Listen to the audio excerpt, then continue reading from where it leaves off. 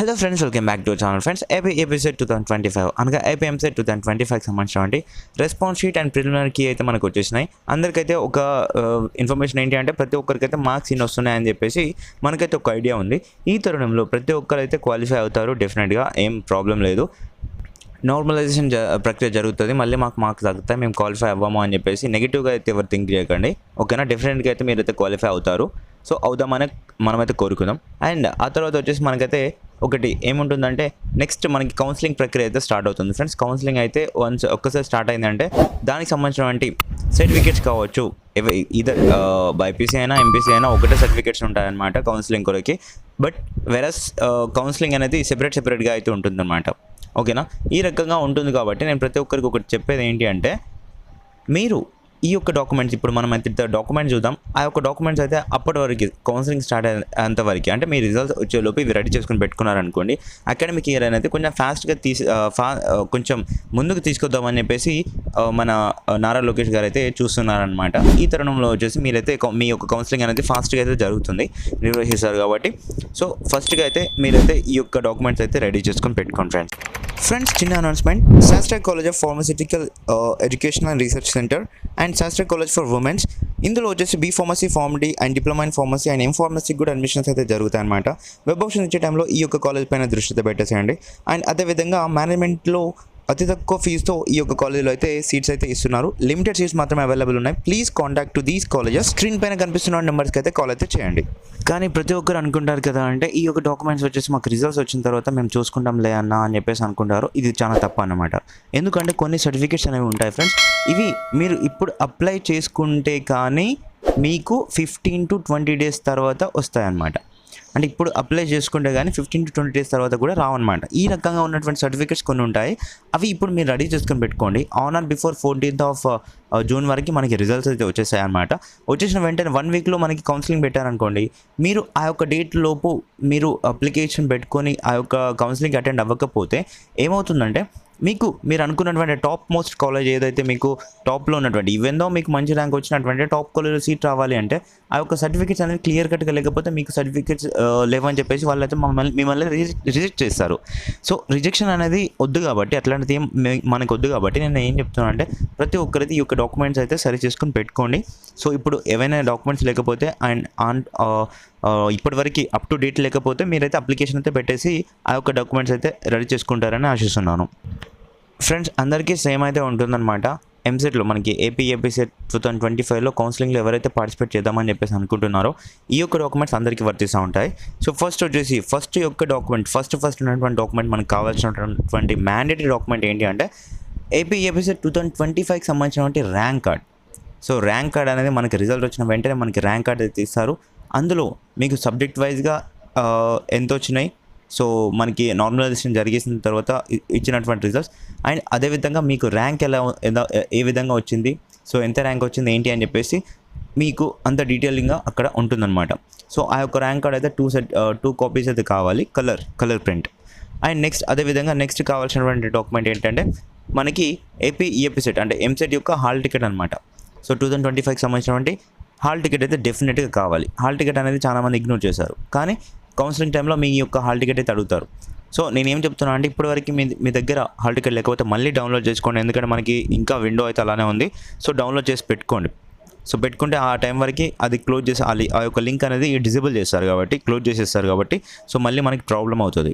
So ఇది కూడా 2 sets of xerox copies అయితే కావాలి, కలర్ ప్రింట్ తీసుకుంటే బెటర్.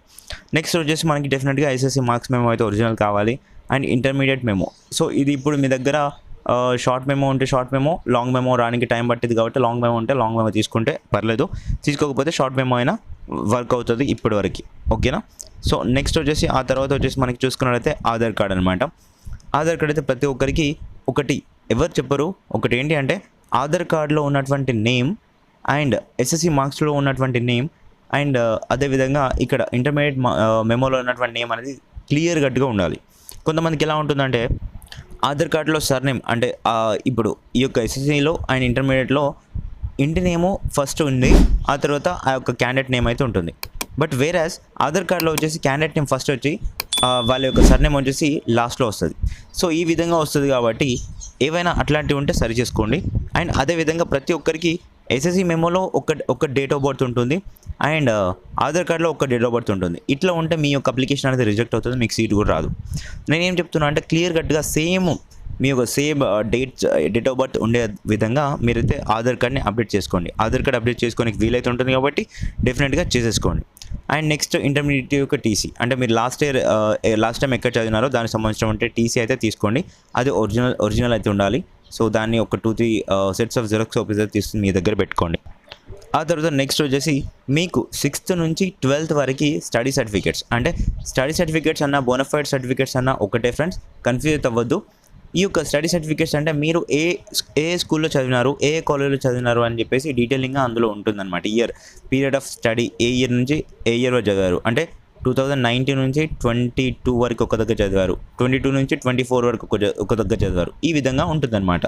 ఓకేనా. ఎన్ని స్కూల్స్ మారితే అన్ని సర్టిఫికేట్స్ అయితే ఉండాలి. ప్రతి ఒక్కరికి ఒకటి ఏంటంటే 6th నుంచి 10th క్లాస్ వరకు స్కూల్ సర్టిఫికేట్స్ ఏవైతే ఇక్కడ బోనఫైడ్ సర్టిఫికేట్స్ ఉంటాయో అవి 6th నుంచి 7th, 8th, 9th, 10th, so ఇలా ఎన్ని స్కూల్స్ ఉంటే అన్ని స్కూల్స్ అయితే మీరు దగ్గర పెట్టేసుకోండి. అండ్ ఇంటర్మీడియట్ది ఒకటే ఉంటుంది కాబట్టి మ్యాక్సిమం స్టూడెంట్స్కి ఒకటే ఉంటే ఒకటే దగ్గర పెట్టుకొని, లేదంటే 2 కాలేజీలు మారితే 2ను దగ్గర పెట్టుకోండి. అండ్ క్యాస్ట్ సర్టిఫికేట్ ప్రతి ఒక్కరికి SC, ST అండ్ BC వాళ్ళకి డెఫినెట్గా క్యాస్ట్ సర్టిఫికేట్ అయితే కావాలన్నమాట. ఇది అంటే కొత్తదైనా పర్లేదు, ఓల్డ్దైనా పర్లేదు. ఆన్ ఆర్ బిఫోర్ 2018 తర్వాత తీసింది మాత్రమే, ఓల్డ్ అంటే మరీ ఓల్డ్ కాదు, 2018 తర్వాత తీసిన అయితేనే వ్యాలిడ్ అయితే అవుతుంది. ఓకేనా. సో లేదు అనేసి అనుకుంటే ఇప్పుడు తీసేసుకొని రెడీ చేసుకొని పెట్టుకొని మీ సేవలో మనకి అందుబాటులో అయితే ఉంటుంది అప్లికేషన్ పెట్టుకునే విధానం. And next EWS certificate. ఎవరైతే OC క్యాండిడేట్స్ ఉంటారో మనకి ఎలాగో అంటే రిజర్వేషన్ ప్రక్రియ అయితే జరుగుతుందన్నమాట. EWS సర్టిఫికేట్ ఉంటే ఎంతో కొంత రిజర్వేషన్ అయితే దక్కుతుంది కాబట్టి ప్రతి ఒక్కరికి EWS సర్టిఫికేట్ అయితే తీసి పెట్టుకోండి. గర్ల్స్కి అయితే మరీ ముఖ్యంగా చాలా హెల్ప్ అయితే అవుతుంది. మీకు ఎంత ర్యాంక్ వచ్చినా కానీ మీరు అనుకున్న కాలేజ్లో మీరైతే చదువుకోవచ్చు. సో అందుకొరకు EWS సర్టిఫికేట్ అయితే తీసి పెట్టుకోండి. సో EWS సర్టిఫికేట్ కావాలి అంటే కొన్ని అయితే ఉంటాయన్నమాట రిస్ట్రిక్షన్స్, వీటికి అనుగుణంగా మీరు మెసులుకుంటేనే అదైతే మీకు వస్తుంది. ఓకేనా. నెక్స్ట్ వచ్చేసి income certificate or white ration card. ఎవరికైతే ఇన్కమ్ సర్టిఫికేట్ అయితే డెఫినెట్గా ఆన్ ఆర్ బిఫోర్ తీసినటువంటి మనకి January 1st తర్వాత తీసినటువంటి సర్టిఫికేట్ అయితే, అంటే ఈ ఫైనాన్షియల్ ఇయర్కి సంబంధించినటువంటి సర్టిఫికేటే కావాలి అని చెప్పేసి ఇన్కమ్ సర్టిఫికేట్ అనేది 1st January 2025 తర్వాత తీసిందైతేనే వ్యాలిడ్ అవుతుంది. అదేవిధంగా ఇక్కడ EWS సర్టిఫికేట్ గురించి చెప్పడం మర్చిపోయి, ఇది కూడా మనకి January 1st తర్వాత తీసిందైతేనే వ్యాలిడ్ అయితే, on are before these dates తర్వాత అంటే ఇంతకుముందు December 31st 2024లో తీసింది కూడా వ్యాలిడ్ అయితే అవ్వదు, మీకు సీట్ రాదు. సో అలా ఉంటుంది కాబట్టి డెఫినెట్గా అప్ టు డేట్ ఉండే విధంగా చూసుకోండి. అండ్ మైనారిటీ సర్టిఫికేట్, ఇది వచ్చేసి ముస్లిం మైనారిటీ ఆర్ క్రిస్టియన్ మైనారిటీ స్టూడెంట్స్కి అయితే మైనారిటీ సర్టిఫికేట్ అయితే కావాలి. రిజర్వేషన్ తగ్గాలంటే తప్పకుండా తీసేసి పెట్టుకోండి.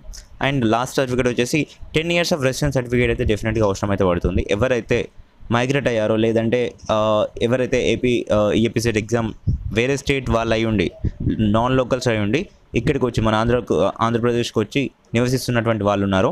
So 10 years of employment or residence certificate అయితే తీసేసి మీరైతే ఇక్కడ ఉంచేసుకోవాల్సి ఉంటుందన్నమాట. ఈ రకంగా అయితే మనకి ఈ యొక్క డాక్యుమెంట్స్ అయితే అవసరం అయితే పడతాయి ఫ్రెండ్స్. ఇవి రెడీ చేసుకొని పెట్టుకోండి. ఓకేనా. Thank you.